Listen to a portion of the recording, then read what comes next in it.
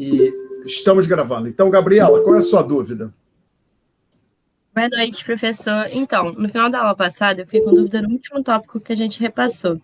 Entendi todas as igualdades, mas na hora de entender que I é igual a S, que os investimentos, a despesa com bens, capital e estoques é igual à poupança, eu fiquei com bastante dúvida.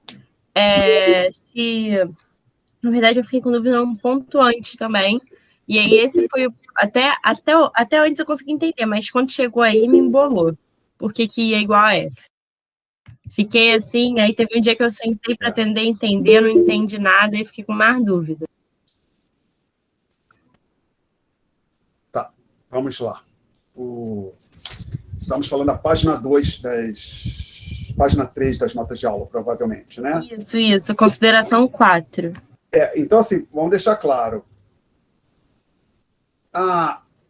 Isso aqui é importante. Vamos tentar ver se eu consigo deixar isso claro. Vou mover os rostos dos senhores para a esquerda, para o outro monitor. Eu vou fechar isso aqui, para fechar essas coisas.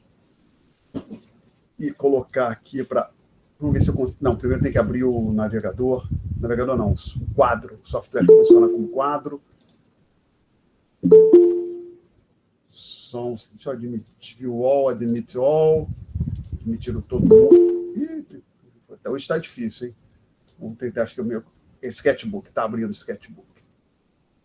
Então, abriu. Então, agora eu tenho que apresentar. Vou tentar...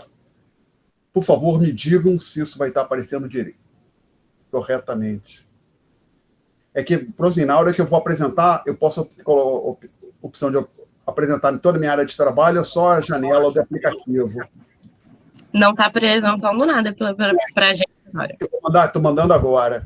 Eu tenho preferência, por uma questão de privacidade, apresentar somente a janela do aplicativo, né? Vai que parece sem querer eu coloco alguma coisa que eu não gostaria de colocar. Não que tenha nada do outro mundo no meu computador, mas, por exemplo, vai que eu abro sem querer minha declaração de renda ou os meus dados bancários aqui. Então, uma pergunta para vocês. Apareceu uma tela branca? Está piscando? Está preta? Está ruim? Está preta. Está preta, então é o problema. Para isso funcionar, realmente, eu tenho que botar apresentando a minha área de trabalho. Então, vamos lá. A window, o entire screen, a janela 1. Então, agora ficou branquinho, né? Tá melhor agora, né, gente? Sim. Certo, agora. Ok. Então, vamos só, para a gente tentar entender, tentar deixar esse ponto claro, assim, essa igualdade tem que ser interpretada com certo cuidado. Vocês devem ter visto algo desse tipo aqui no outro curso de economia. Vocês fizeram, no, se falha a memória, se eu não estiver confuso, a grade de vocês tem um curso de introdução à economia no primeiro semestre, não é isso? Sim.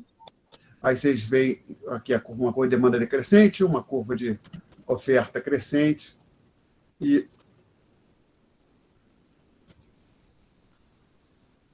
esses pontos, a quantidade com asterisco, o preço, o asterisco são os correspondentemente quantidades e preços de equilíbrio no mercado que a gente estiver analisando. Então, é importante, olhando até para o gráfico, a curva de demanda não é igual à curva de oferta. Não faz sentido, então, dizer que demanda é sempre igual à oferta. O que acontece é que, em equilíbrio, a quantidade ofertada é igual à quantidade demandada. Tá claro? Então, veja bem, eu não estou dizendo que a oferta é igual à demanda. O que está, olhando para esse gráfico, a conclusão que a gente tira é que, em equilíbrio, a quantidade demandada é igual à quantidade ofertada. Tá legal? Alguém quer fazer alguma pergunta sobre isso? Então, acho que é melhor a gente interpretar essa igualdade aqui de forma similar. Não quer dizer que, para todas as possíveis situações, inclusive fora de um equilíbrio, que o investimento seria igual à poupança. O que acontece é que, quando você leva em conta algumas definições, alguns conceitos, acaba acontecendo que o valor realizado no investimento é igual ao valor realizado da poupança. Pode até acontecer que, aí, originalmente, as pessoas gostariam de poupar 100 bilhões e os agentes responsáveis pelo investimento gostariam de investir 70 bilhões, mas devido a essa discrepância, houve um ajuste, por exemplo, na taxa de juros, que é uma variável que, a princípio, influenciaria essas duas variáveis, tanto o investimento como a poupança, que acaba fazendo com que haja um equilíbrio, uma igualdade entre essas duas variáveis. Tá? Então, acho que a ideia assim, de você dizer que investimento é igual a poupança, é quando você leva em conta os conceitos, as definições que nós temos, que inclusive é como eu tirei a igualdade igual a essa, né? Que é a expressão 3 das notas de aula. A gente fez uma álgebra antes, que essa álgebra leva em conta os conceitos de renda, produção, e aí a gente conclui que investimento é igual a essa. Então, vamos lá.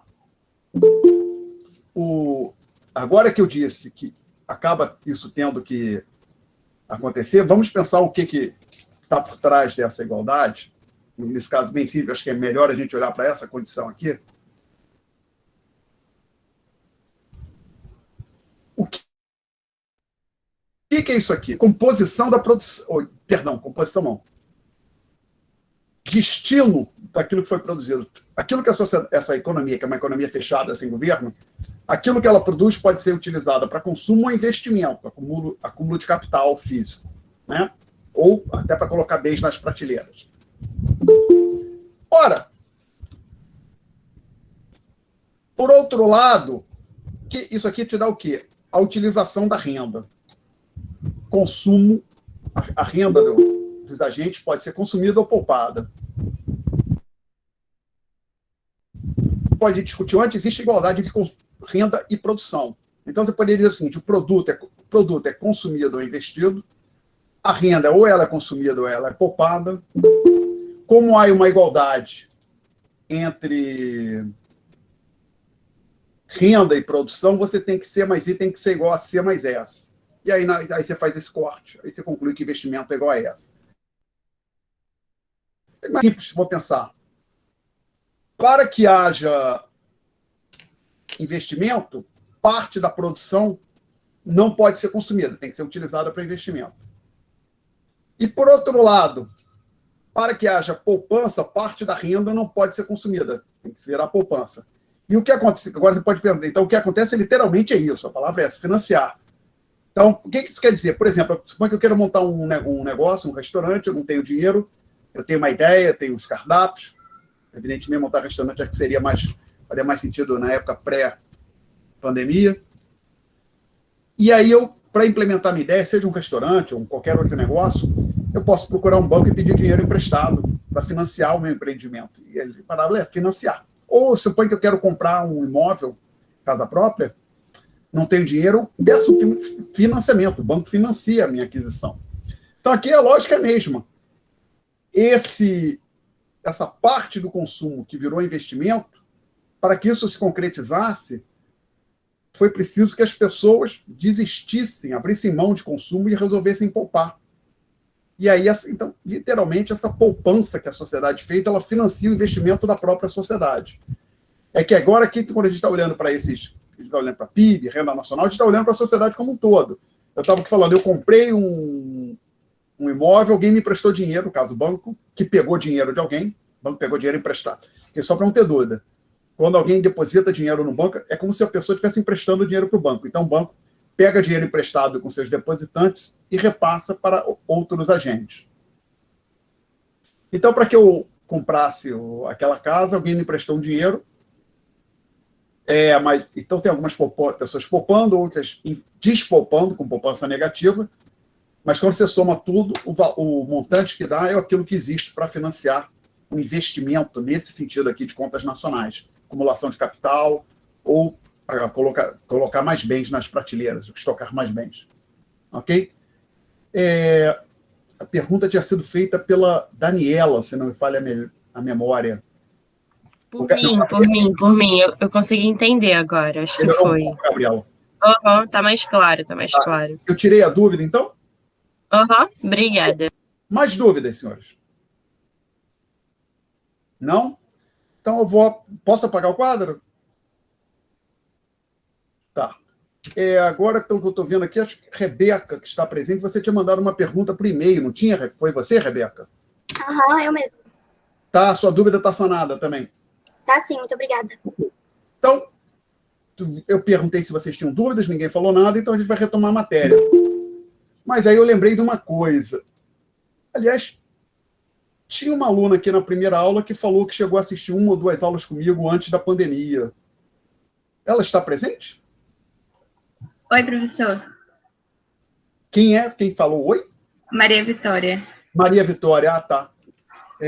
Então, tem uma coisa engraçada, que quando, né, foi na primeira semana de março, engraçada, desculpe, não. Mas é assim, interessante, o assunto não tem nada de engraçado, desculpe. Foi na primeira semana de março do ano passado, ou na segunda semana, não me lembro muito bem, que a gente teve só uma semana de aula e aí paramos tudo por conta da pandemia. Já se sabia que haveria algum problema, né? E na minha cabeça, ali, quando eu imaginava, vamos ter 3, 4 meses bem ruins e depois a vida retoma ao normal. Não foi isso que aconteceu. Eu me lembro que aí quando eu estava discutindo os impactos da pandemia sobre a economia do Brasil e do mundo, eu até falei olha, desde que eu sou jovem, tem sempre gente dizendo o fim do mundo, entre aspas, né, dizendo, as pessoas alarmistas, dizendo que é o fim do mundo, que agora a gente vai ter uma crise que vai acabar com tudo. Aí alguém colocou um ano de gripezinha, né? Já tem mais de ano, né? Na verdade. Ou está fazendo um ano, não sei. Bom, aí eu disse, então, assim, o mundo não vai acabar, mas vou falar a verdade. Não acabou, mas ficou bem pior, né? Hoje, pelo menos eu acho a vida atual pior do que a que eu tinha antes, minha opinião, né? Imagino que todo mundo que eu conversei acho que concordou, não sei qual é o sentimento de vocês. Acho que a vida hoje é muito mais limitada, pior do que era antes da pandemia. Na verdade, até vocês devem estar aí com 18, 19, 20, 21 anos, né? Eu já tenho mais de 50. Se eu tivesse a idade de vocês na situação, eu estaria louco. Por exemplo, a pessoa, mas boa parte dos não seja casada. Então, a pessoa tem namorado, namorada, mas aí como tem o isolamento, não pode vir. E quem não tem namorada, ou não tem namorado, não pode ir à festa, não pode sair, não pode, entre aspas, arrumar namorado agora, né? Ficou mais difícil, né? Ficou mais perigoso. A vida, acho que piorou bastante. Torcer para a gente conseguir botar isso para trás. Torcer para a gente conseguir botar isso para trás. Com sorte, as vacinas vão conseguir botar isso para trás. Da minha parte, quer dizer, se, digamos, eu tenho que a cada 3, 4 meses tomar uma dose de vacina e ficar 1 dia, 2 de molho por conta de efeitos colaterais da vacina, eu faria de bom grado. Sim, faria de bom grado. Bom, dito isso, algo que eu queria, como eu mencionei, eu tive que mudar um pouco o programa da disciplina, uma delas, por conta de tempo, eu cortei as partes iniciais, mas tem umas coisas que eu gostaria de falar, que eu discutia nos capítulos 1 e 2 do Menkel, e como eu disse, até eu falei, os livros textos de introdução à microeconomia, macroeconomia do Menkel são excelentes. Para quem gostou do que a gente, digamos, quando terminar essa disciplina, você gostou, ficou interessado gostaria de estudar um pouco mais de economia, uma boa coisa para fazer é ler o resto do livro do Menkel. É um excelente material. Uma coisa que possivelmente foi falada no primeiro curso que os senhores tiveram, mas talvez não tenha sido falado, mas às vezes a gente acaba esquecendo, às vezes, muitos economistas esquecem, é o seguinte: economia é a ciência da escassez, gente. Vocês ouviram falar disso no primeiro curso? Não ouviram ou não ouviram? Então, é importante ter isso em mente. A economia é a ciência da escassez. Se não existisse escassez, não existiria economia como área de estudo. Por quê? O problema central que justifica, o ponto central da economia existe como área de estudo, por quê? Vis-à-vis os nossos desejos, que são essencialmente limitados. Eu posso querer qualquer coisa. E o normal da nossa vida, quando a gente consegue alguma coisa que nós queríamos muito, daqui a pouco, daqui a 2 minutos, nós já estamos pensando em o que mais nós queremos. Né? Não é isso? A gente quer sempre com alguma ambição, algum desejo, alguma coisa a mais. Exatamente isso, os desejos são ilimitados. Por exemplo, pode me dar na telha, eu quero ir para a Lua num foguete de ouro. Posso querer isso. Talvez eu queira ter sei lá, uma prateleira, uma estante de ouro. Posso querer, não vou ter. Os desejos são ilimitados. Os recursos são escassos. A gente, particularmente vis-à-vis do nosso desejo. A sociedade não tem como produzir tudo aquilo que as pessoas gostariam, almejam, né? Bom, e tem mais, isso é um ponto importante, normalmente isso acho que a gente não vê no livro texto. Suponha que, com graças ao progresso tecnológico, as invenções, o ser humano consiga criar, amanhã, daqui a, digamos, 100, 200, 300 anos, recursos. Basicamente, tudo está disponível. Você quer um foguete de ouro? Toma, Alexandre.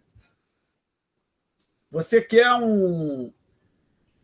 sei lá, você quer ter 150 exemplares do livro do Mencken? Por quê?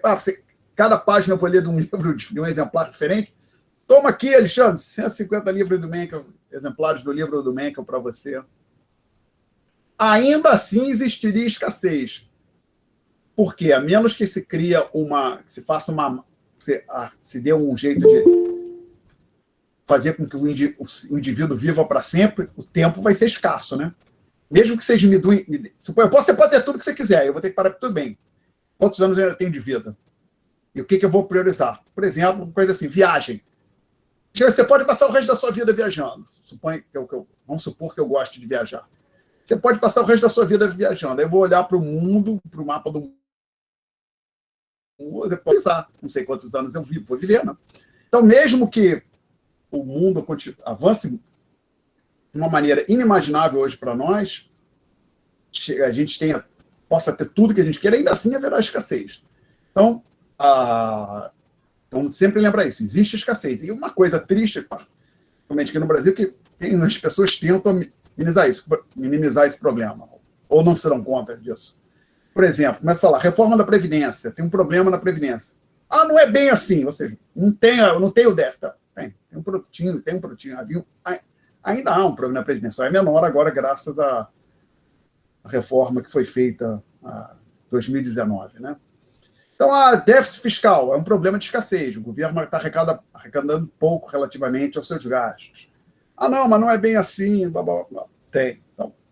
Então, ele sempre tem em mente que toda a discussão que a gente tem aqui só faz sentido porque existe escassez. Se não fosse pela escassez, a gente não precisava se preocupar com PIB, renda, tudo seria irrelevante.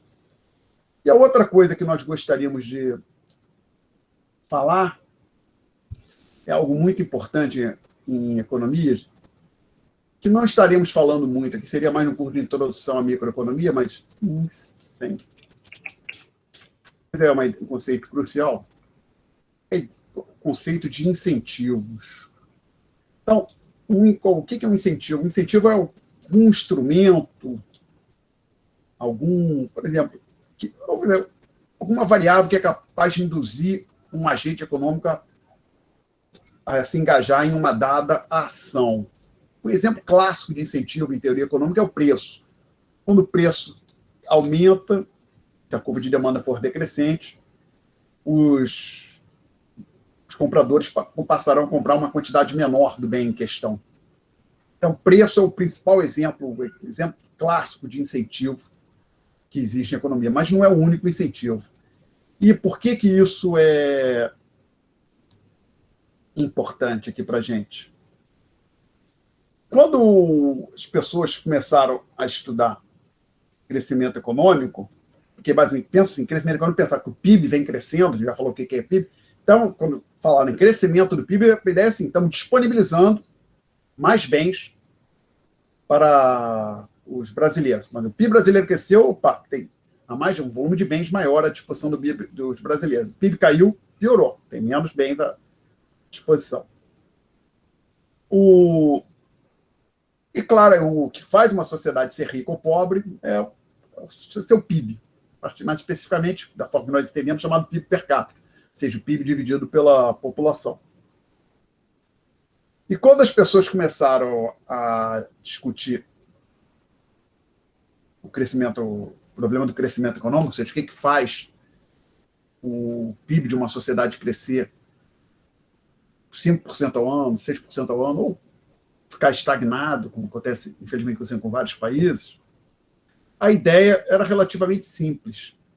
Olha, a gente precisa de fatores de produção, de forma simplificada, que os economistas gostavam de fazer, era uma coisa desse tipo. Por exemplo, onde alfa é um número... Para quê? Vamos fazer o mais simples aqui possível, desculpe. Ou seja, raiz quadrada de L, elevar ao meio, tirar a raiz quadrada, né? Vezes a raiz quadrada de L. Mas é bem isso, não tem um nome, função de produção Cobb-Douglas. Mas vamos esquecer aqui os nomes. Então, a ideia é o seguinte, o estoque de capital por exemplo, do Brasil, combinado com o total de... K é capital, L trabalho, de labor, tá? Então, combinando capital e trabalho, de acordo com essa fórmula aqui, você vai gerar essa quantidade de PIB. Então, por exemplo, se K igual a 1, L igual a 1, você vai concluir que o Y também é 1, tá certo? Então, assim, a ideia, o nome disso é função de produção, que diz, dado os fatores de produção, quanto você vai obter do produto. Isso depende também dos insumos. Os insumos não são tão interessantes. Aqui, os insumos, perdão, aqui a matéria-prima, né? Que normalmente eles estão amarrados ao produto final. Por exemplo, se eu quero produzir uma mesa, a quantidade de madeira que eu preciso para produzir essa mesa está mais ou menos fixa. O que eu posso pensar é se eu vou produzir essa mesa com muitos trabalhadores e pouco equipamento, pouco capital, com muito capital e poucos trabalhadores.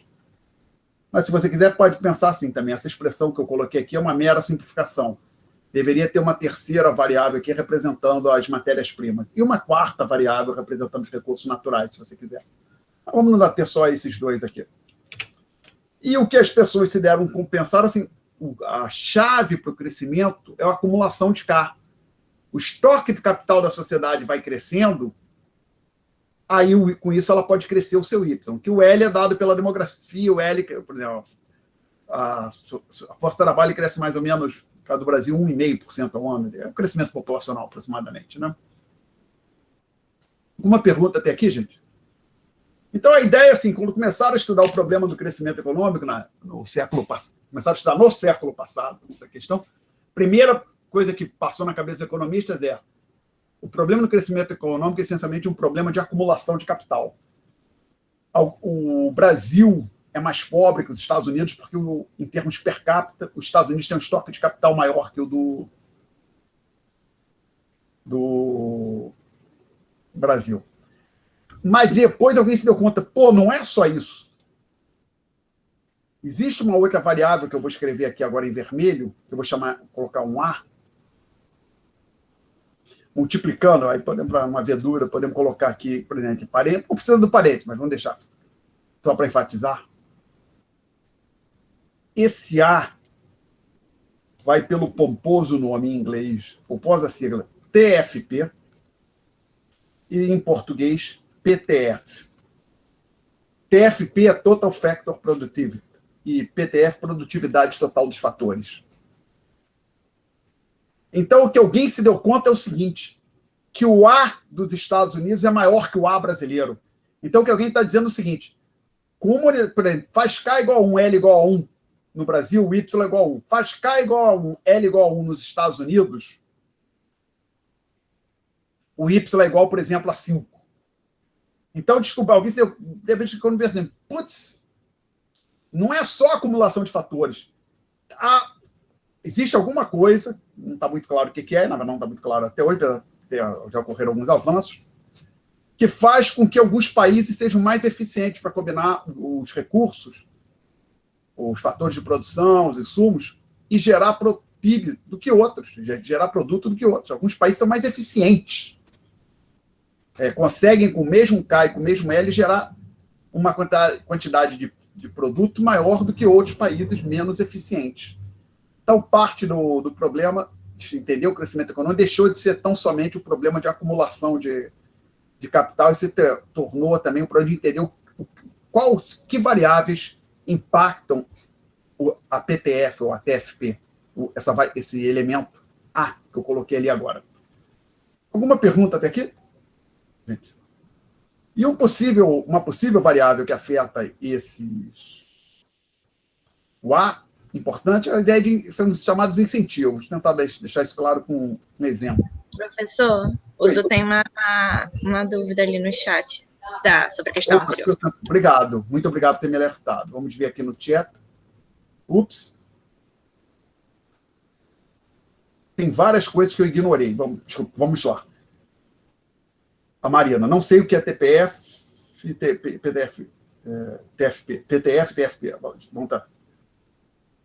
Aqui, né, do capital físico, maquinário, rodovias, portos, ferrovias, tá? Prédios, tá? Capital físico, conforme a gente discutiu na aula passada. Aí um sim, recursos santificados deveriam ser limitados, nada. Não, era uma discussão dos alunos. As alunas estavam conversando no chat, então não vou participar, não. Então, tem aqui a pergunta da Marina. Professor, não ficou claro o que é TFP ou PTF? Estritamente falando, Marina, essa variável, a PTF, que é a mesma coisa que TFP, ou seja, PTF é a sigla em português, TFP é a sigla em inglês, em português, produtividade total dos fatores, é exatamente esta variável A que eu coloquei na segunda linha do quadro. Tá? Então, para tentar deixar esse ponto claro aqui, eu vou apagar um pedaço disso aqui. Não, vou tentar fazer sem apagar. Num canto aqui, em cima à esquerda. Suponha que tem dois países. País 1 e país 2. No país 1, você faz K igual a 1, L igual a 1, e, por alguma razão, a PTF é igual a 10, tá? E tem outro país onde você faz o K igual a 1, o L igual a 1, e a PTF é igual a 50. Observa que aqui no país 1, o Y vai ser 10. Você vai ter 1 vezes 10, 10. E no país 2, o Y vai ser 50. Então, o que isso está dizendo? O país 2, com a mesma quantidade de capital e trabalho que o país 1, consegue produzir 5 vezes aquilo que o país 1 produz. Ou seja, a produtividade no país 2 é maior do que a produtividade do país 1. Ou seja, uma mesma quantidade de insumo no país 2 gera mais produto que a mesma quantidade de insumos no país 1. Ok? Ficou claro, Marina? Se ela não protestou, vou assumir que... Ok, colocou um sim no chat. Obrigado. Então, eu digo assim, inclusive os incentivos possivelmente afetam a TFP. Vou dar um exemplo hipotético, depois dar um exemplo concreto. Por exemplo, suponha que antes da pandemia, evidentemente, 2 empresários, 2 sujeitos têm 2 lojas, vendem roupa, por exemplo. Senhores X e Y. X, Y, que Y confunde com PIB, hein? A e B, eu já usei A para TFP, então lá, os senhores B de Dado e E de Ernesto. Tá certo? Dado Paz, Ernesto Araújo. Pronto. Aí os 2 são empresários, um dia eles se reúnem para jantar, conversando, ambos têm uma loja, cada um tem uma loja, que seja loja grande, e eles quero vender mais, o que nós vamos fazer? Eles têm a ideia ali naquele jantar, vamos fazer o seguinte, cada um de nós vai dar uma gratificação de 10% para os seus funcionários, sobre as vendas, certo? Inclusive, em comércio, isso é uma coisa comum, né? Beleza, vamos fazer isso. Aí ele sai, aí o senhor D chega no dia seguinte na sua loja e diz, olha,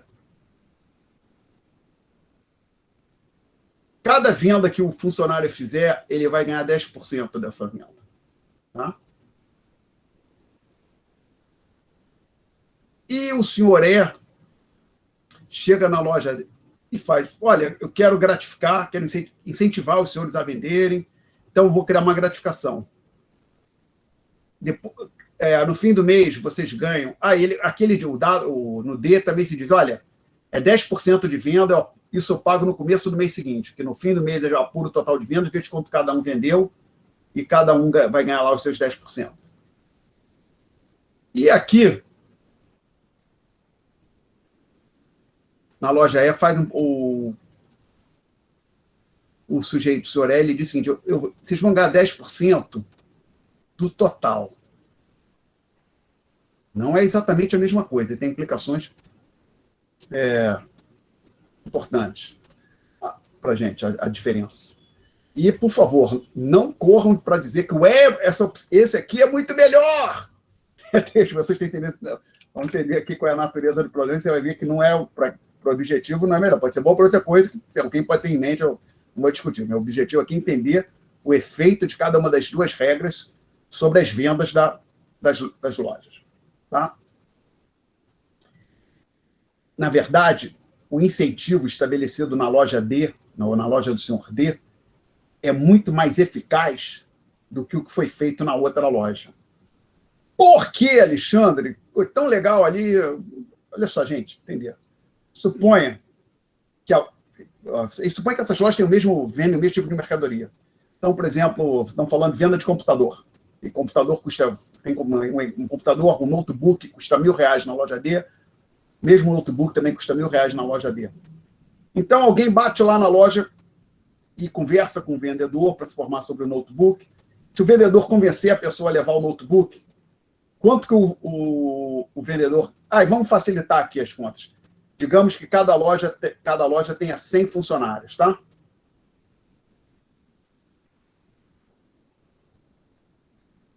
Sem vendedores fica melhor, eu acho.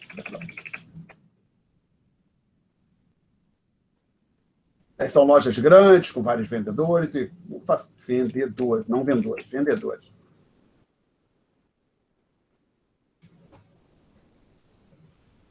Aí, então, aqui na loja D, alguém entrou na loja e foi se informar sobre aquele notebook por R$1.000 e um vendedor o atende.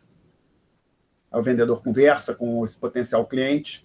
Suponha que o vendedor consiga convencer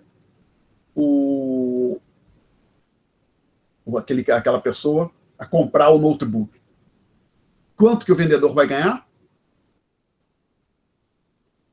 R$100. 10% de 1.000.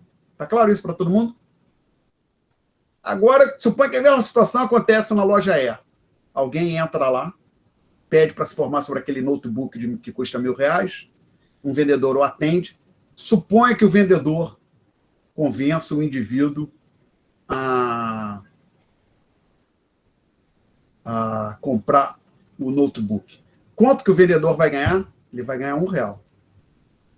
Ele vai ganhar R$1. Como, Alexandre?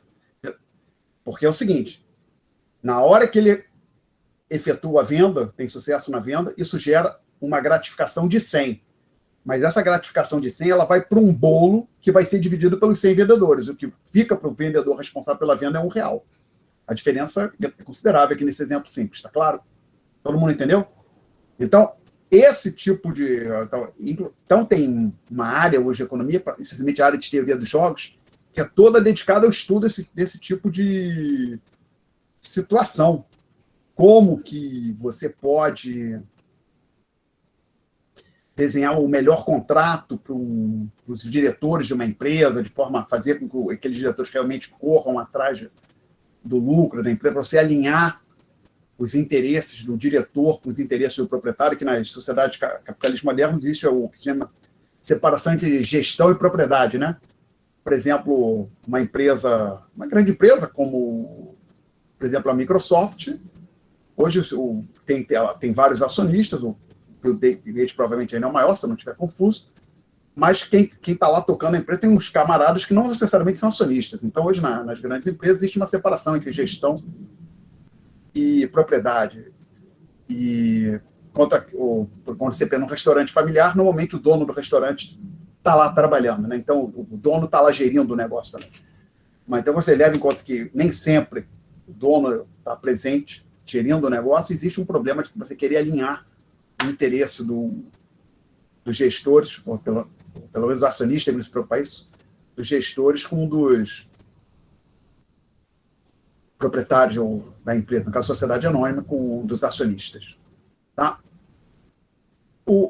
Então, essa questão dos incentivos é muito importante. Então, uma sutileza, uma pequena diferença pode fazer toda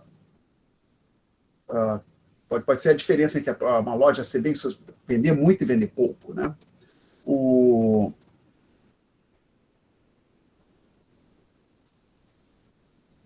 Perguntas sobre esse exemplo aqui?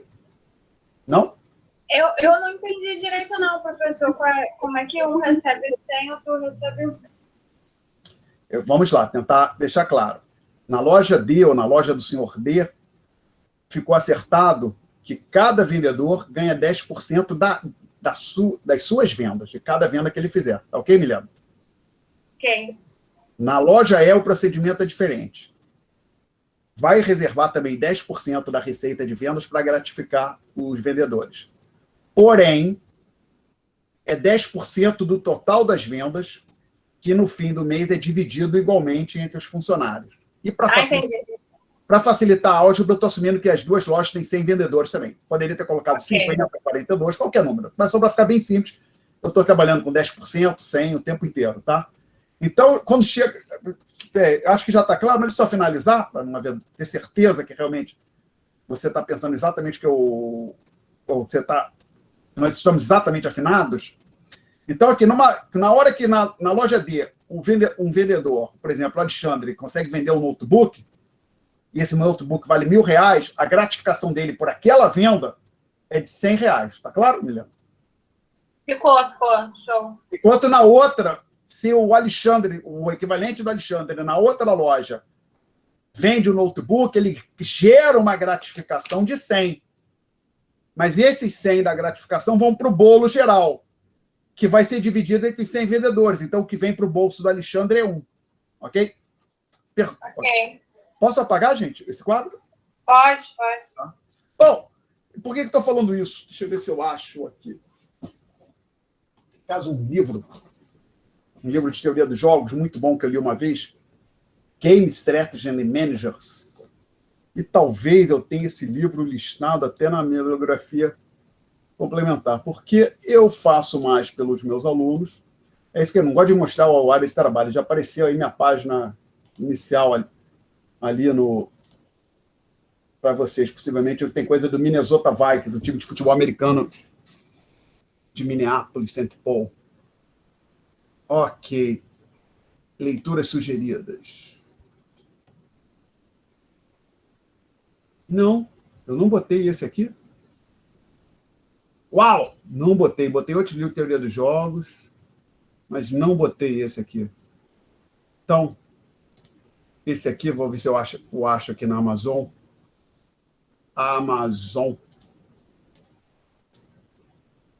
Games Strategy and Manager. Games Strategy. Managers. Esse aqui. Eu comprei 2 vezes esse livro. No privacy. Nenhuma privacidade com esse negócio, hein? Então, se alguém tiver interesse em cavucar o link, não necessariamente você vai comprar aquele. Ou se comprar na Amazon, né? Não necessariamente. Mas se quiser. É um bom texto. Ele dá aqui um exemplo muito grande, muito interessante, desculpe, sobre como é que os incentivos funcionam, um dos capítulos do livro. Os senhores sabem que a China economicamente decolou nas últimas décadas, né? Mas na década de 80 a China estava lá atrás. E o que aconteceu quando Deng Xiaoping chegou ao poder, ele começou a implementar algumas reformas econômicas na China. Uma delas foi na agricultura, onde ele mudou a forma de remuneração dos camponeses, que até então, de acordo com o autor daquele livro, falha a memória, John Macmillan, conferir aqui, John Macmillan? Isso, John Macmillan. De acordo com o John Macmillan, e eu não duvido do que ele está descrevendo, que a China tinha um sistema de fazendas coletivas, onde o que acontecia era o seguinte: qualquer incremento, bem parecido com esse exemplo que eu coloquei aqui das 2 lojas, qualquer incremento que um trabalhador gerasse na produção da fazenda ia para um fundo geral que depois voltava uma fração daquilo para o trabalhador. Então, o incentivo do trabalhador, do camponês, para aumentar a produção, ou gerar mais produtos, era muito baixo. O que o Deng Xiaoping fez, ele mudou completamente a forma de remuneração do pessoal, dos agricultores. Basicamente, a situação que se desenhou é o seguinte: depois que o Deng Xiaoping assumiu, o trabalhador precisaria simplesmente doar alguma coisa para o Estado, uma quantidade não muito alta. E veja bem, se o camarada diz, olha, cada camponês tem que entregar uma quantidade X para o Estado de bens, e essa quantidade é muito alta, o trabalhador, o incentivo dele é trabalhar zero, porque ele vai se matar de trabalhar. Então, que ele só consiga produzir 70% do X e ainda vai ficar pendurado. Então, o que o Deng Xiaoping fez, ele diz, ó, você tem que entregar uma quantidade relativamente baixa para o Estado, e tudo que você produzir que exceder essa quantidade é seu. Então, basicamente, tem um imposto não muito alto, que passar disso é seu. Você pode vender no mercado privado. E aí, com isso, a agricultura chinesa começou a decolar. Fez uma diferença grande. Então, simplesmente mudou a forma de remuneração. Então, veja bem, a beleza disso é que se conseguiu aumentar a produção sem investir, sem colocar mais trator, mais maquinário, nada, simplesmente mudando a forma de remuneração das pessoas que trabalhavam na agricultura. Então, esses incentivos são muito importantes. Os incentivos são fundamentais, eles estarem bem desenhados são algo absolutamente importante. Então, às vezes eu vejo algumas coisas assim, ó, isso não faz sentido, ou faz, sei lá, pode fazer para alguém, mas, por exemplo, caso de as vacinas, né? Pelo que eu entendo, me corrija se eu estiver errado, agora, vacina para Covid, é permitido ao setor privado comprar a vacina, mas, por enquanto, o setor privado comprando vacina tem que doar 100% do que ele comprar para o setor público, para o SUS. Estou delirando ou isso está correto? Eu acho que existe essa regra, né?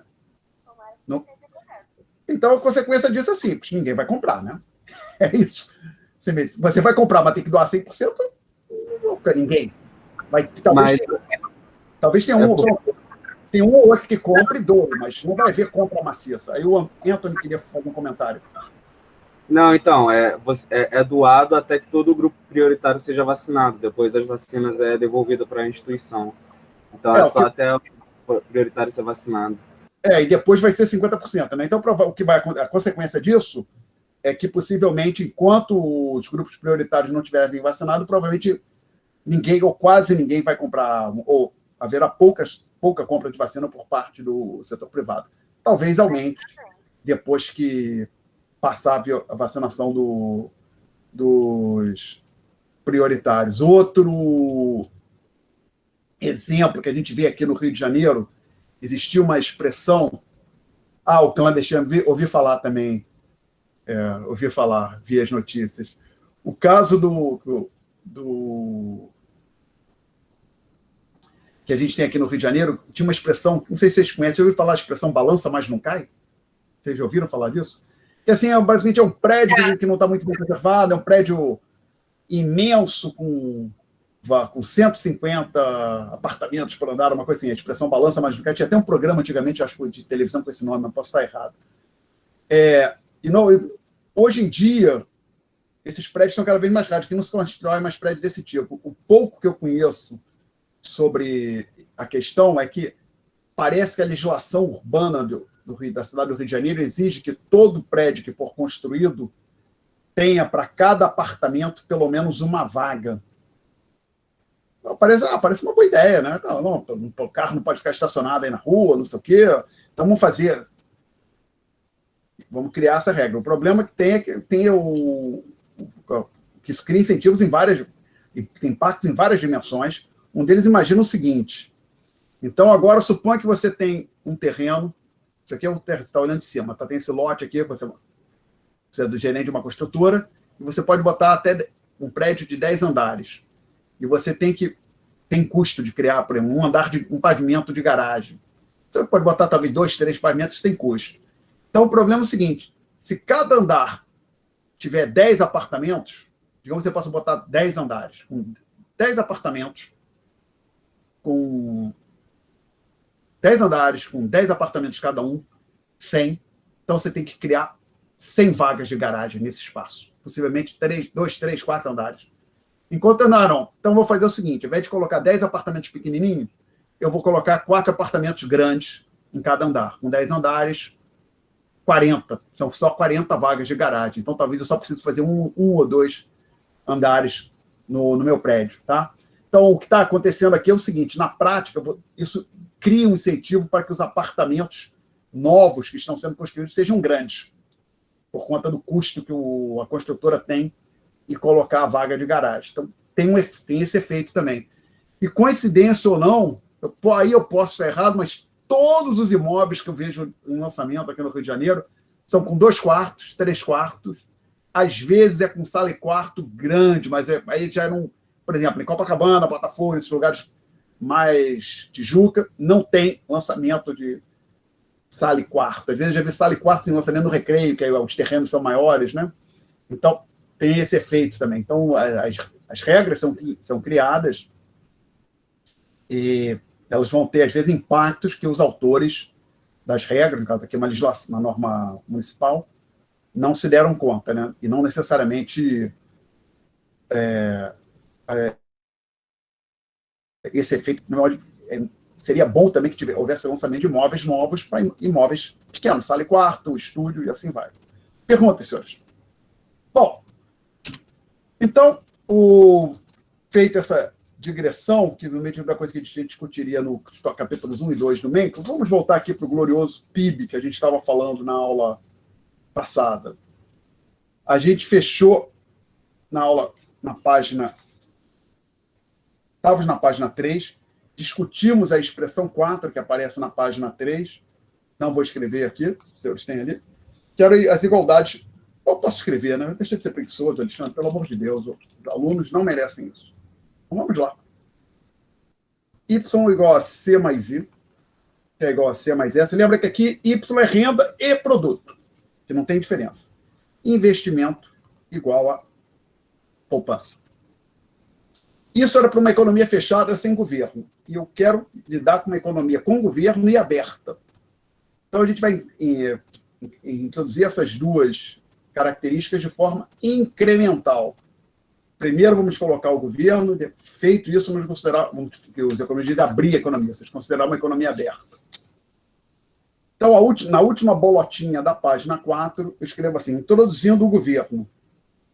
Denote por G os gastos correntes do governo.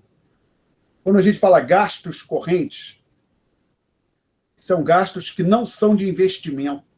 Ou seja, por exemplo, salário de funcionário público, professor de federal, faz parte do G. Conta de luz da UFRJ, do Palácio do Planalto, faz parte do G. Compra de clips para o Congresso Nacional faz parte do G. Uma rodovia federal nova sendo reparada, ampliada, uma rodovia federal sendo reparada, ampliada, a construção de uma rodovia federal nova, aí não faz parte do G, faz parte do I, do investimento do governo. Tá? Então, o G aqui é chamado gasto corrente, ou seja, gastos que não são de investimento. E T é a chamada arrecadação tributária líquida. Pô, mas líquida de transferências. Que diabo é isso? Por exemplo, hoje, como eu estou dando aula ainda, o meu salário é considerado um gasto corrente do governo. Eu me aposentando, suponho que eu me aposente e continue recebendo o mesmo valor. Eu não sei, nem sei se isso vai acontecer ou não.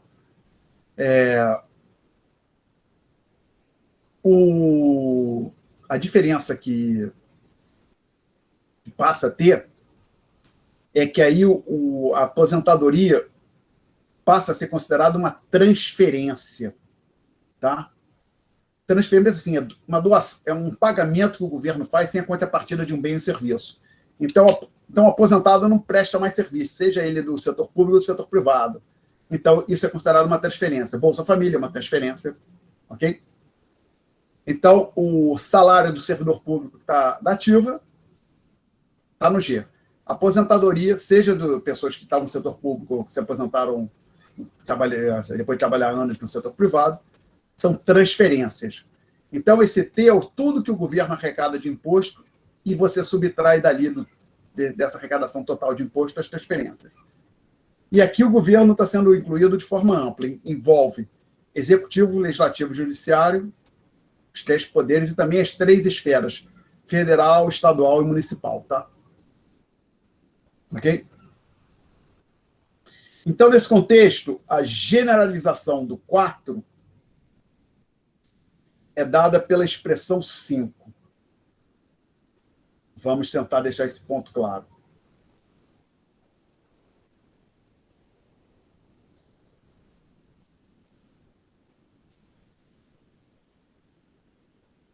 Aqui eu digo que o produto ou a renda, ele pode ser... Qual é o destino disso?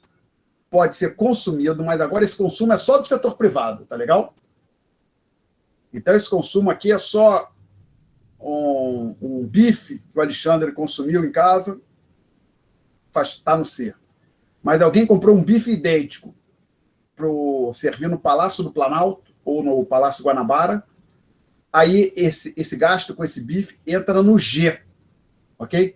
Então, o G pode pensar assim, é o consumo do governo, você pode interpretar dessa forma. Então, aqui, consumo do setor privado. Esse investimento é o investimento total da economia. Está incluindo no I o investimento do setor privado, por exemplo, uma nova fábrica de uma empresa qualquer, uma empresa brasileira qualquer, por exemplo... não sei, agora esqueci. Companhia Siderúrgica Nacional, em Volta Redonda, ela amplia a sua capacidade de produção, constrói um novo forno, constrói novos prédios. Isso entra no investimento. E é investimento privado.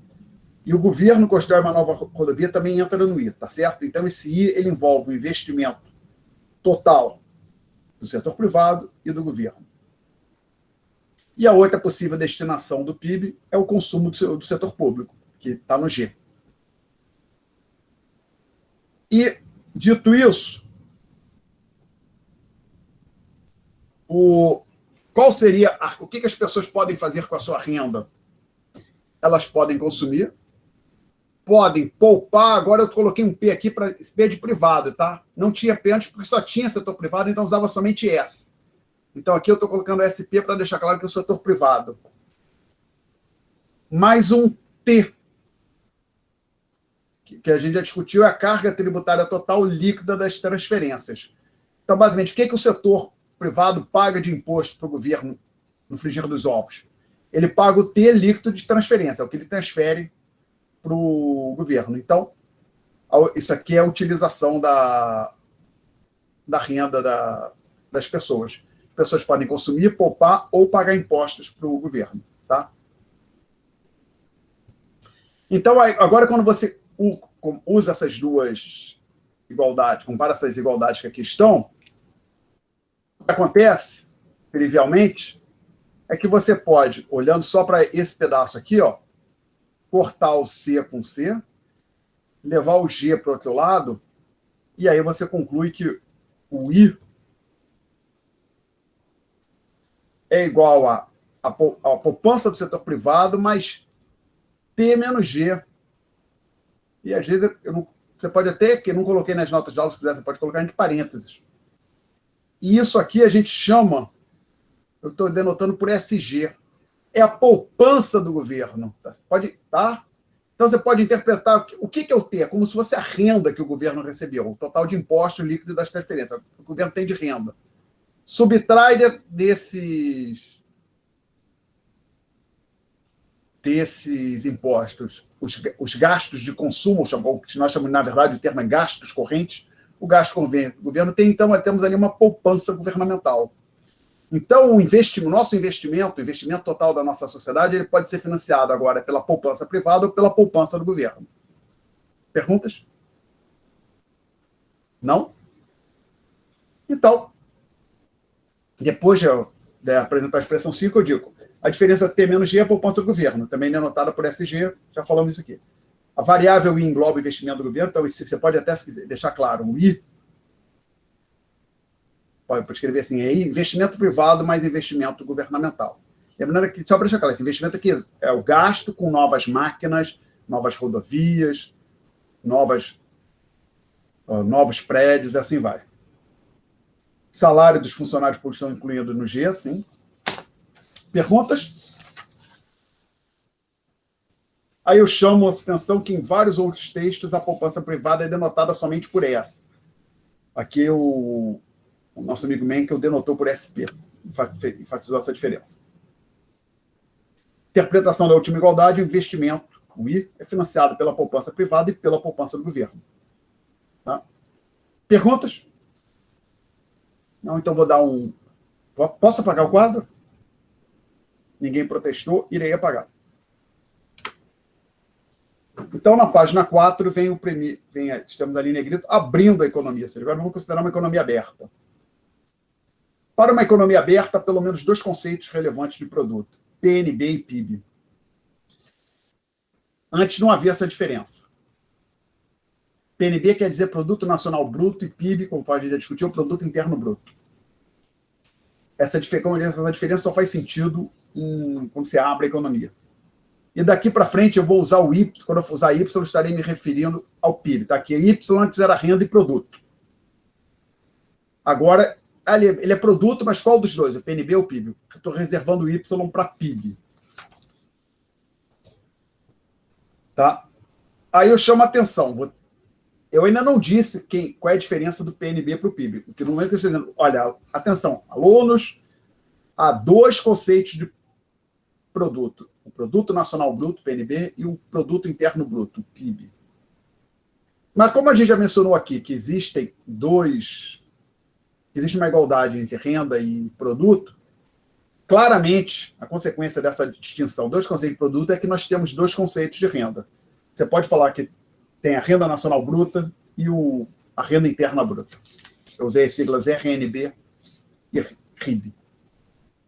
Então, agora eu vou tentar deixar claro a diferença entre PIB e PNB.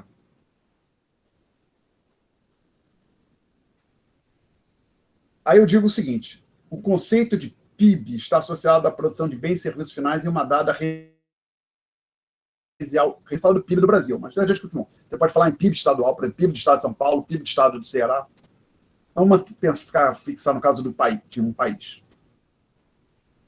O conceito de PNB corresponde à produção gerada pelos residentes, sejam esses residentes pessoa física ou jurídica, de uma região geográfica, seja na região em questão ou fora dela.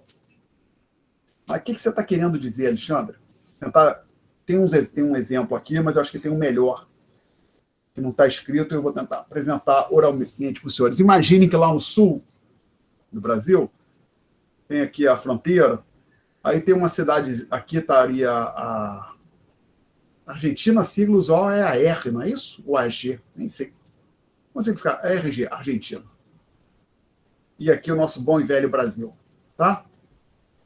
E tem, por exemplo, um trabalhador argentino que todo dia ele acorda às 8 da manhã, sai de casa, cruza a fronteira, põe que é uma caminhada de 10 minutos, para facilitar. Trabalha em algum estabelecimento aqui no Brasil, numa loja, numa fábrica, numa fazenda, não é muito relevante. E vamos tentar deixar esse ponto bem claro.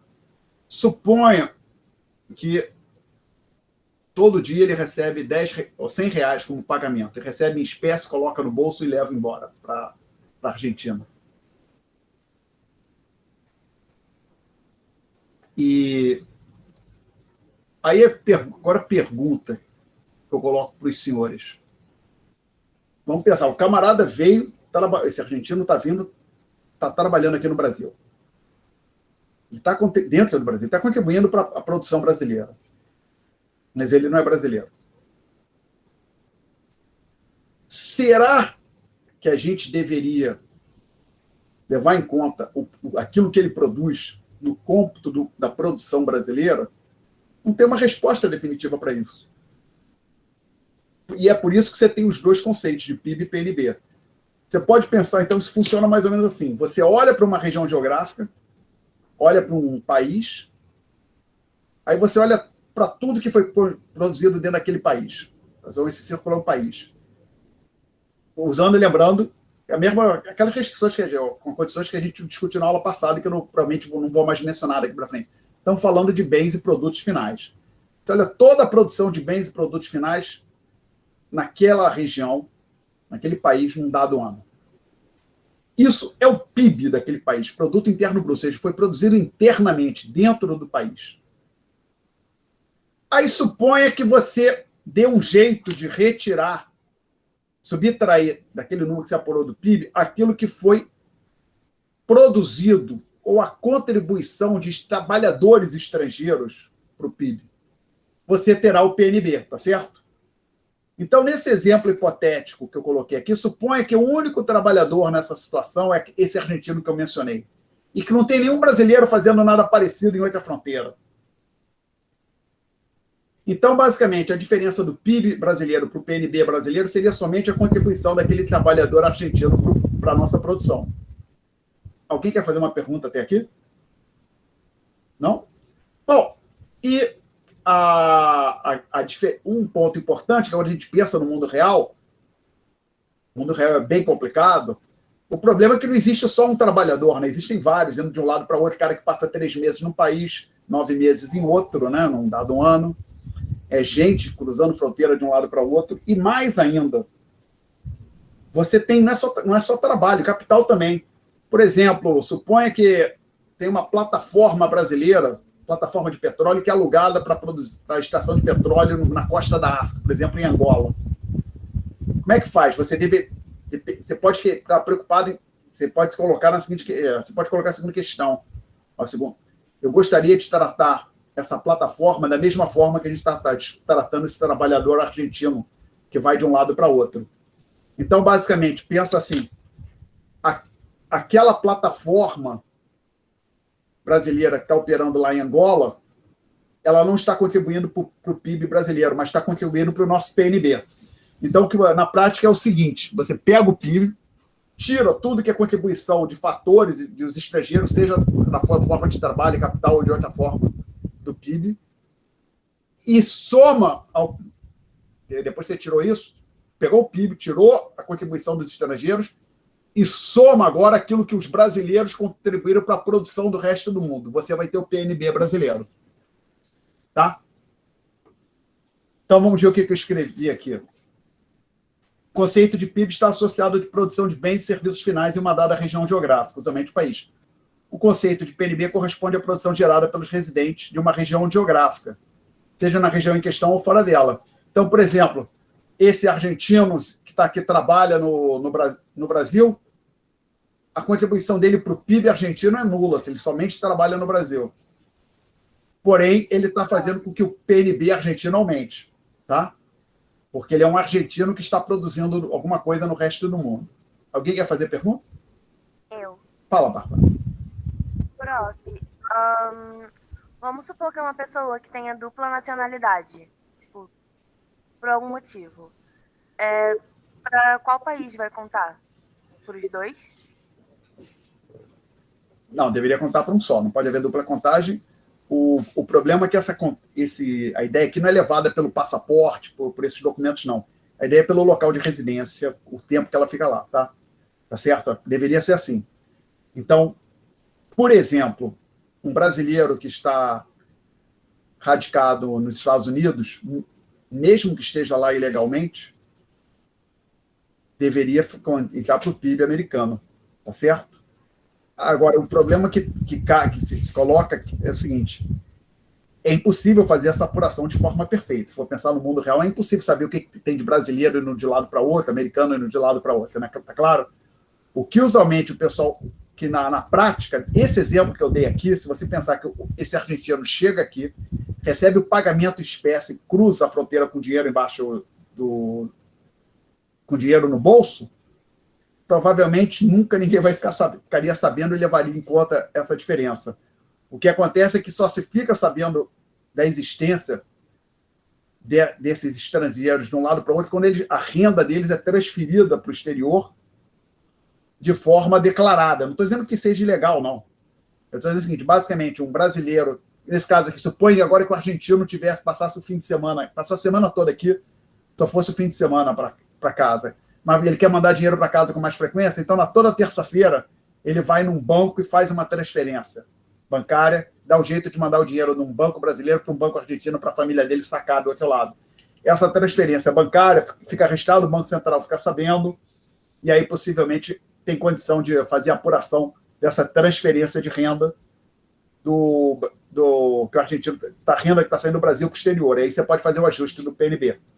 Então, colocando assim, isso que eu discuti aqui é a ideia conceitual. A implementação prática é mais complicada do que a ideia teórica que eu estou dando aqui, tá certo?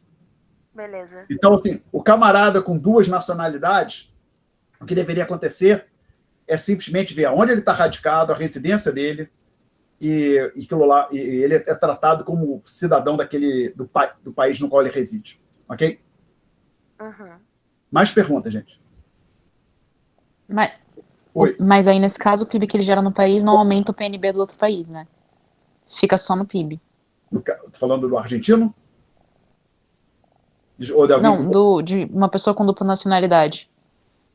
Por exemplo, um brasileiro que está nos Estados Unidos, ainda tem passaporte brasileiro, mas está lá há 30 anos e nunca mais veio ao Brasil, não tem emprego aqui, não tem CPF, não tem nada,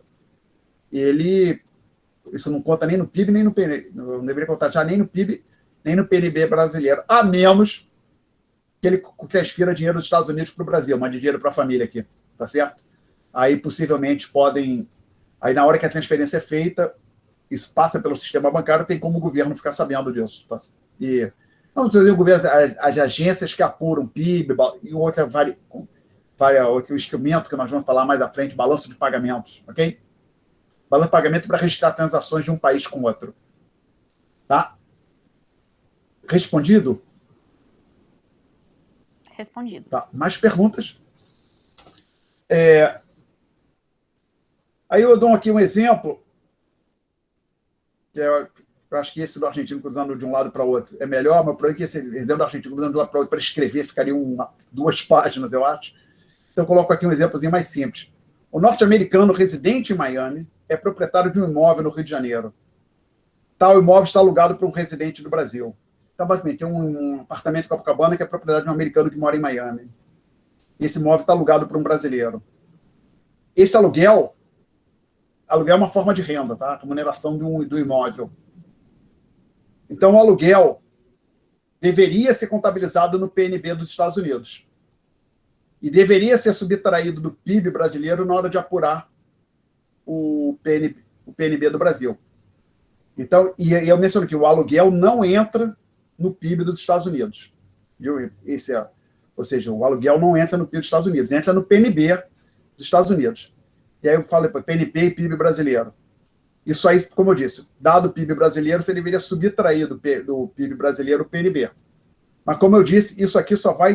O Banco Central, o IBGE, só vão tomar ciência disso na hora que, por exemplo, suponha que o dinheiro é depositado numa conta, tem uma administradora de imóveis, condomínios, que está gerindo o aluguel para o americano, ela recebe o dinheiro e a cada 6 meses ela faz uma transferência bancária para uma conta nos Estados Unidos. Aí o governo brasileiro, o Banco Central, o IBGE, ficam sabendo que vai transferência bancária, talvez fiquem sabendo se deve a um aluguel, ou rendas de aluguel, e aí podem usar essa estatística para apurar o PNB e o balanço de pagamentos. Ok? Perguntas? Então, aí eu digo o seguinte, denote aquilo que eu vou chamar de renda líquida enviada ao exterior por RLE. Que diabo é isso? Renda líquida enviada ao exterior. A renda líquida enviada ao exterior é o seguinte, é a renda enviada ao exterior menos a renda recebida do exterior. Tá? Essa sigla aqui é bastante comum nos livros textos, ou na área de economia. Essas 2 outras aqui eu estou inventando agora. Tá?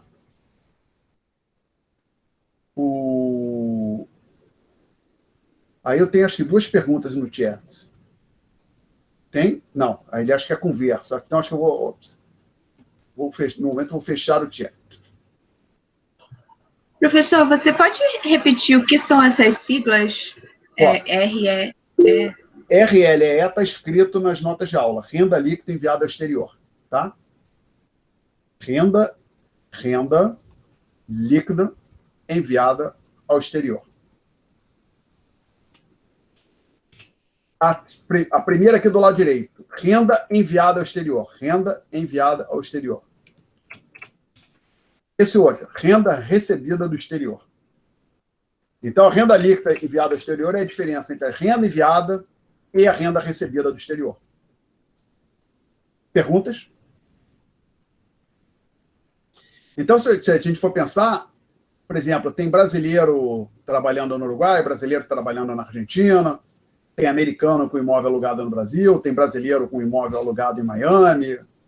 Então, tem dinheiro e a renda indo de um lado para outro, tá certo?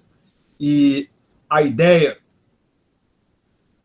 que é, então, esse conceito de renda líquida enviada exterior, para a nossa discussão, desculpa, o que entra aqui em renda? Salário entra, aluguel, juros, que é a remuneração do capital financeiro entra, pagamento de royalties, taxa de patente, tudo isso entra ali.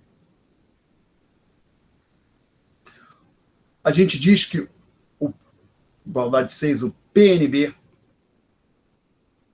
é igual ao PIB menos a renda líquida enviada ao exterior.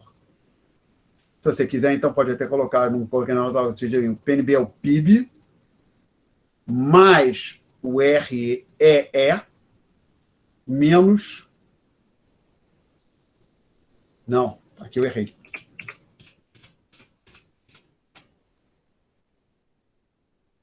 Menos o RE. Tá? Então, veja bem, você tem o PIB, você soma ao PIB a renda que o país recebeu do exterior e subtrai a renda enviada para o exterior. Aí você obtém o PNB. Tá certo? Então, a ideia aqui é o seguinte, lembra que eu falei, o problema é que você quer tirar do PIB aquilo que foi a contribuição dos estrangeiros para o PIB em análise, e você quer somar aquilo que foi a contribuição dos brasileiros, estivermos analisando o PIB do Brasil, para o PIB do resto do mundo. Então, como é que a gente pensa nessa contribuição? A maneira que os economistas fazem é o seguinte, olha, a contribuição de um trabalhador para a produção é o seu salário, a contribuição de um prédio é o aluguel que o prédio gera, e assim vai. Tá? Então, a gente tem essa igualdade que está aqui. PNB é igual ao PIB menos a renda líquida enviada ao exterior. E para deixar claro, então, PNB é o PIB mais a renda recebida do exterior menos a renda enviada ao exterior. Ok?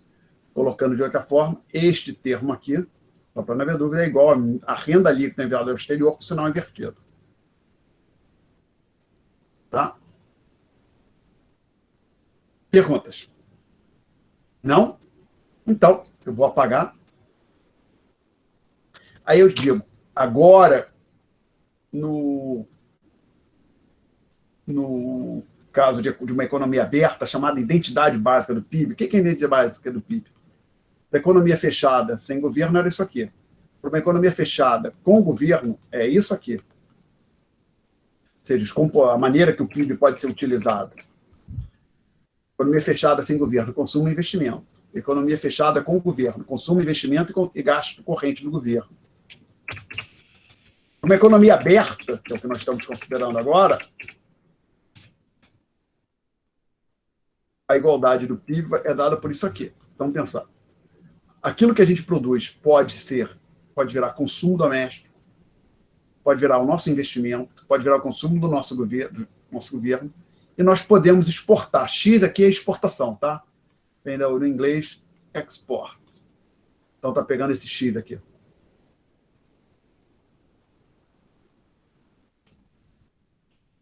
Não, tem mais uma coisa que eu ainda vou colocar, né? Não esqueci, não. Mas agora que tem um truque, hein? O ponto é que, por exemplo, no meu consumo, ou no nosso, né, no consumo dos brasileiros, dos indivíduos, das pessoas físicas que estão aqui no Brasil, há consumo de bens produzidos no Brasil e consumo de importados também. Tá? A mesma coisa acontece com o investimento. Às vezes a gente está ampliando o estoque de maquinário com máquinas produzidas no Brasil, mas também podemos estar importando máquinas, trazendo máquinas de fora. Ok? E o governo também. O governo pode estar consumindo produtos produzidos no Brasil, produtos produzidos no exterior. Então, o ponto é o seguinte, aqui no C tem alguma coisa que foi importada. Pode ter zero, talvez, mas possivelmente tem alguma coisa.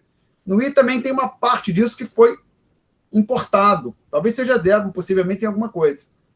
O G também tem alguma coisa que foi importado. Talvez seja zero, mas a gente não tem certeza, pode ter alguma coisa. E aí a gente vai usar a letra M, que vem, estamos falando da segunda letra da palavra importação em inglês, tá? Imports, na verdade. Export, desculpa, aqui teria até um S, né? Se eu botei o export sem S, imports and exports, exportações e importações. Então a gente pega esse X e esse M aqui. Então você quer tem que subtrair, senão a gente vai estar imputando à produção nacional alguma coisa que não foi produzida no Brasil. Então a gente subtrai o M, ok? Então a ideia é que você tem que tirar o M, porque parte do nosso consumo foi produzido no exterior, foi importado, parte do investimento foi importado, parte do gasto do governo também foi importado. Então o PIB agora ele é igual a C mais I mais G mais X menos M. Sendo que X menos M, essa diferença pode ser maior que zero ou menor que zero. Pode ter uma coincidência ser igual a zero, tá? Usualmente não vai ser. Pode ser positivo ou negativo a diferença. Perguntas? Aí a gente chama esse pedaço aqui de absorção doméstica, aquilo que nós consumimos, ou utilizamos, ou absorvemos. Eu não sei porque chama esse nome que eu não gosto muito. Aí a gente chama a produção doméstica que foi absorvida pelo estrangeiro, aquilo que nós chamamos de X. E a produção internacional absorvida domesticamente foi o M, as nossas importações. Aí eu chamo a atenção que o manual do Menkel chama isso aqui de EL, que são exportações líquidas. Ou seja, exportação menos importação, ou exportação líquidas de importações. Tá? No livro, aquilo que eu estou chamando aqui de X menos M é chamado de EL. Perguntas? Aí, no outro ponto, que eu entro aqui no tópico, para virar a página, eu chamo a atenção que o PNB, que pensa o seguinte, a gente tinha um PIB, gerou uma renda, a gente tira agora do PIB a renda que foi para o exterior, líquido. O que sobrou é renda para brasileiro, para os brasileiros. Pode utilizar com consumo, com poupança, falando do setor privado, ou para pagar os impostos. Então, o PNB é igual a essa C mais S, P mais T. Tá? Aí eu digo o seguinte, combine as três últimas igualdades. Quem são essas três últimas igualdades? Essa aqui não é uma delas. Vou tentar botar em vermelho aqui. Estou falando. As três últimas igualdades, estamos falando dessa aqui. Estamos falando desta aqui.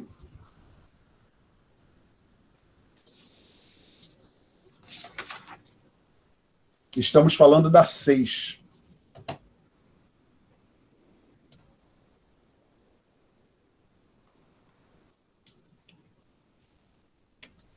Estava na página 4 também. PNB.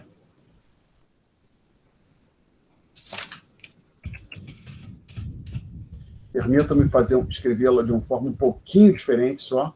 Lembrando que Y aqui é PIB, tá? Então, ao invés de escrever PIB, eu vou usar o Y já aqui.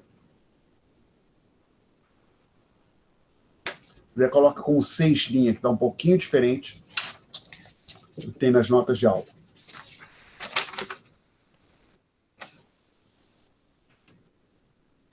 Então, observe o seguinte. Vou tentar colocar em verde agora. PNB é igual a isso aqui. Então, eu posso trazer esse termo em verde e dizer que ele é igual a isso aqui. Ó.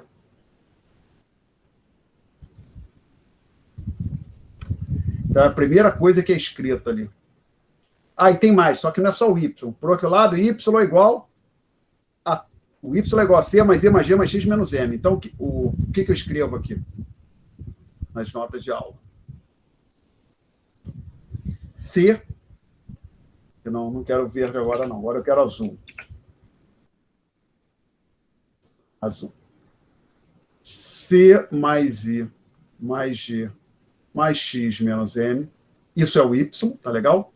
Menos a renda líquida enviada ao exterior. Isso tudo que está escrito aqui, que eu vou sublinhar nesse momento, mas já vou apagar o sublinhado. Isto aqui é o PNB.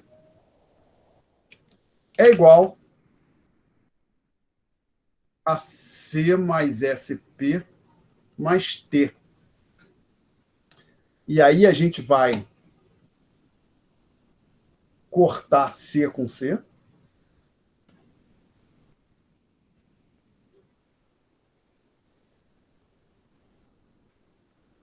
Posso apagar lá em cima no quadro? Expressões 6 linhas e 7? Se ninguém protestar, eu vou apagar. Não. Não? Então, alguém protestou, eu vou aguardar um pouquinho. Mas tá gravando, não tá? Vai ficar disponível, que faltou luz aqui. Se tudo correr como planejado, Milena, vai para o YouTube. Tá? Ok. Só não prometo 100%, porque vai que o Google, que basicamente o Google fez o vídeo, mas até hoje consegui botar tudo lá no YouTube. Eu acho que o benefício de estar online é justamente assistir a aula na hora. Mas agora que eu já anotei, pode apagar, professor. Tá, então vou apagar. Aí, então eu vou ter que aqui exibir esta, que isso aqui chama uma barra de ferramenta. Até hoje eu me enrolo com esse software. Ele adora, eu abro a barra e depois ele abre uma barrinha, não entendo muito bem porquê, mas quero apagar tudo isso aqui. Vamos ver se eu vou ter sucesso. Parece que tive. Eu fecho isso aqui. Agora eu quero apagar esse... Não. Apagar isso aqui. Ok, parece que eu consegui apagar. Eu fecho. Vou apagar isso aqui. Eu quero voltar para a minha canetinha. Tá, estou com a caneta. Porque eu quero a cor azul. Então, eu estou saindo dessa linha, continuando lá em cima. Então, eu cheguei... essa linha aqui, agora eu posso pegar, jogar tudo isso aqui, ó, como se, entre aspas, resolver para o Y. Eu vou pegar tudo isso aqui e jogar para o lado direito. Para o Y, não, para o I, desculpe.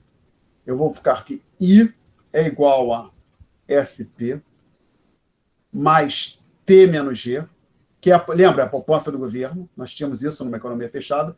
E esse termo novo aqui, que é menos X menos M menos o RLE.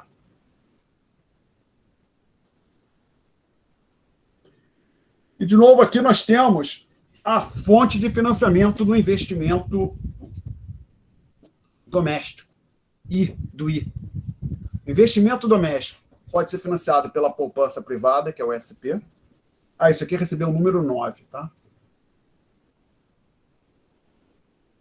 Pode ser financiado pela poupança do governo. E tem aquele troço que apareceu lá à direita. Mas que mais é esse? Quem pode estar financiando o investimento brasileiro? O setor privado brasileiro, o governo brasileiro, ou o resto do mundo, os agentes estrangeiros. E nós chamamos este termo aqui, eu vou tentar marcar em vermelho, levando em conta o sinal de menos. Lembra que aqui, só para uma vez, aqui é como se tivesse um mais também, tá? Um mais aqui. E ali está com menos na frente. Então, esse menos faz parte do que... Isso que eu vou chamar agora. Isso aqui é como se fosse uma terceira poupança. E nós chamamos isso aqui de poupança, incluindo o sinal de menos. Poupança externa. Esse é o nome. Então, a poupança externa, ela financia também o investimento no Brasil. Agora, um truque, essa poupança externa pode ser positiva ou negativa. Se esse termo todo circular no vermelho for positivo, os estrangeiros estão financiando o investimento brasileiro. Se for negativo, é que os brasileiros estão financiando o investimento do resto do mundo. Mais perguntas, senhores? Ou perguntas? Não? Então,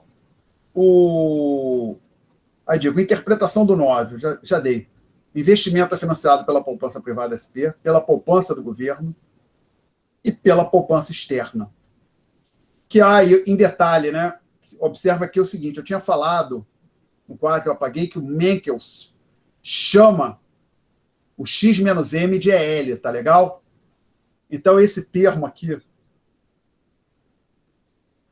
que eu chamei de poupança externa, esse termo, menos X, menos M, menos RL, EE, quando você tira o parêntese, ajusta os sinais, você pode escrever assim, RLEE, que estava menos com menos mais, menos X menos M. E lembrando, o MEM que eu chamo esse X menos M de R. Então, é o RLEE menos EL. Tá? Então, a poupança externa é renda líquida enviada ao exterior menos as exportações líquidas. A gente vai discutir mais à frente que esse X menos M menos R, que eu falei ali, importante. X menos M menos RLEE é igual a SCC, onde SCC quer dizer saldo em conta corrente do balanço de pagamentos. Mais à frente, nós vamos falar de balanço de pagamentos. Aí disse aqui, voltaremos a discutir esse ponto mais à frente, tópico 8, perdão, provavelmente agora, neste semestre, é o tópico 5. Eu cortei 3 pontos no começo do curso, tá? Então, tópico 5, a gente vai falar de balanço de pagamentos. Só um minutinho, deixa eu marcar aqui 5. Aí alguém ia fazer uma pergunta. Eu gostaria de perguntar, pedir só para você definir de novo a poupança externa. Você tinha dito, só para confirmar, poupança externa é o investimento de outros países no Brasil? Não exatamente. Não exatamente. É a contribuição do resto do mundo para o financiamento do investimento brasileiro. Tá? Então, eu peço que olhe para a expressão 9, está no 4, também nas notas de aula. O lado esquerdo é o investimento, acumulação de maquinário, novas rodovias, novas fábricas que o Brasil realizou. Lado direito, nós temos as suas fontes de financiamento. A primeira delas, o SP, é a poupança do setor privado. A segunda fonte de financiamento é a poupança do setor público, a poupança do governo. E a terceira, o nome é poupança externa. Literalmente, é aquilo que os estrangeiros estão contribuindo para que a gente acumule capital, para a nossa acumulação de capital. Tá? Não é exato, talvez eles não estejam investindo nada aqui. Não precisa que tenha uma empresa chinesa ou uma empresa europeia construindo uma fábrica aqui. É basicamente que eles podem estar simplesmente emprestando dinheiro. Você pode imaginar que está acontecendo o seguinte: uma empresa brasileira, suponha que essa seja a única transação que o Brasil realiza com o resto, essas transações que eu vou mencionar daqui, nesses próximos 30 segundos, 1 minuto, sejam as únicas transações que o Brasil realiza com o resto do mundo. Suponha que uma empresa brasileira quer aumentar a sua capacidade produtiva, quer ampliar suas fábricas, e precisa comprar uma máquina qualquer no exterior. Ela não tem dinheiro, ela vai então num banco americano, pede dinheiro emprestado para o banco americano, aí recebe lá $100 mil, e com esses $100 mil ela compra um lote de máquinas e traz para o Brasil. Literalmente, nesse caso fica bem claro, os americanos, o banco americano está financiando esse investimento. Ok? Eu acho que foi Maria Vitória que fez a pergunta. O truque nisso é que, se for pensar, assim como tem gente pegando dinheiro brasileiro pegando dinheiro emprestado no exterior, tem estrangeiro pegando dinheiro emprestado no Brasil, e assim vai, tem um leque imenso de transações acontecendo simultaneamente, mas você olha para o saldo, o líquido, o que sobra, então isso é chamada poupança externa. E pode até acontecer disso que nós chamamos de poupança externa ser negativa. Quando a poupança externa é negativa, quer dizer o seguinte: os estrangeiros não estão contribuindo, não estão financiando o nosso investimento. Nós é que estamos financiando o investimento do resto do mundo. Ok? Respondi? Respondeu, muito obrigada. Ok. Então, vamos ver aqui o que eu digo. Então, aqui.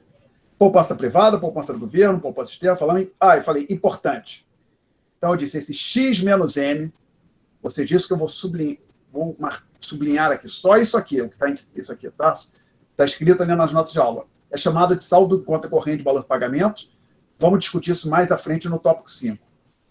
E agora, por que diabo isso é poupança, a gente chama isso de poupança externa? Porque não tinha outra coisa para ser, tem a poupança privada e o governo tem que ser do resto do mundo. Mas vamos tentar dar uma outra explicação melhor. Por simplicidade, suponha que o RLS, a renda líquida enviada ao exterior, ou seja, RLEE é igual a 0. E aí suponha que o nosso X menos M é negativo. Ou seja, o Brasil exporta 10 e importa 20. Então, x menos m é igual a menos 10. Poxa vida, como é que a gente pode estar importando mais do que a gente exporta?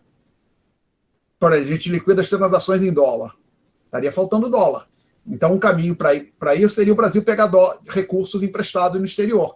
Estaríamos sendo financiados pelo resto do mundo. Tá ok? Exatamente isso. Então, o país vai precisar receber financiamento externo. Então, resumindo, se o EL menos o RLE for negativo, o país vai precisar receber recursos do exterior. Exatamente no montante, ou seja, aquele valor negativo com o sinal invertido.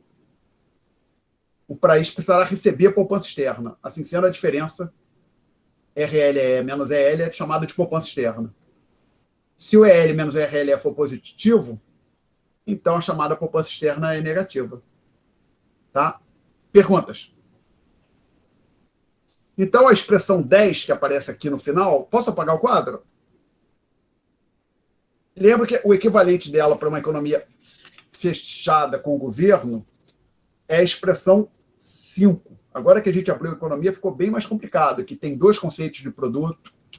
Então, aquilo que era a expressão 5 na página 3, para a economia aberta, virou a 10. Então, tem 4 linhas lá, antes só tinha 2 linhas. Então, a expressão 10, a gente tem essas identidades básicas aqui. PNB é igual a PIB. Lembrando que eu poderia ter colocado Y aqui. Deixa eu colocar, de propósito. Mas tá difícil. Lembra, Y é o PIB. Tá? Só para refrescar a nossa memória. O Y é igual a C mais I mais G mais X menos M. O PNB é igual a C mais SP mais T. E aqui eu preciso dar uma esticadinha nessas chaves. Preciso de mais uma linha. Vamos ver se eu consigo fazer isso. E aí, aqui temos o investimento do lado esquerdo com as suas fontes de financiamento. SP mais T menos G, como você pode ver nas notas de aula, é o poupança do governo. Mais esse pedacinho aqui, que eu ajustei o sinal de menos, né?